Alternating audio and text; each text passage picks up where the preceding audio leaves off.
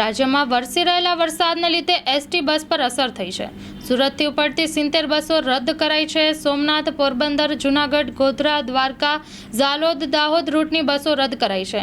આ રૂટ પર રોજ ઉપડતી હોય છે। 70થી વધુ બસો અને બસો રદ કરાતા સુરતમાં 1000થી વધુ મુસાફરો અટવાયા છે। Story report by Satishbhai Kumbhani.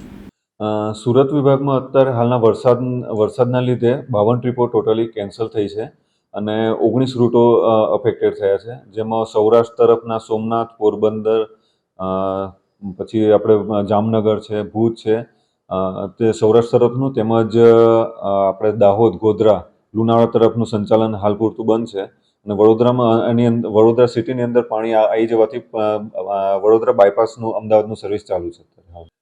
આ રૂટ ઉપર સુરત વિભાગ તેમજ અન્ય વિભાગની પણ ટોટલ થઈને 70થી 80 બસોનું સંચાલન થતું હોય છે અને આ સંચાલનથી જે સૌરાષ્ટ્ર તરફ જવાના મુસાફરો છે જેને થોડીક અગવડતા પડી છે અને હવે તો પાણી ધીમે ધીમે ઉતરે છે, એટલે થોડા જેવું સૂચના ઉપરથી વહીવટતંત્ર દ્વારા મળશે એ પ્રમાણે સંચાલન ચાલુ કરી દેવામાં આવશે।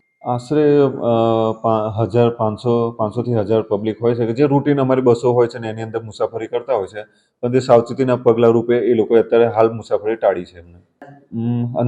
અંદાજિત ટોટલ આજની 52 છે, કાલે 19 હતી, એવી રીતના થઈને ટોટલ 80થી 90 ટ્રીપો કેન્સલ થઈ છે છેલ્લા 3 દિવસમાં।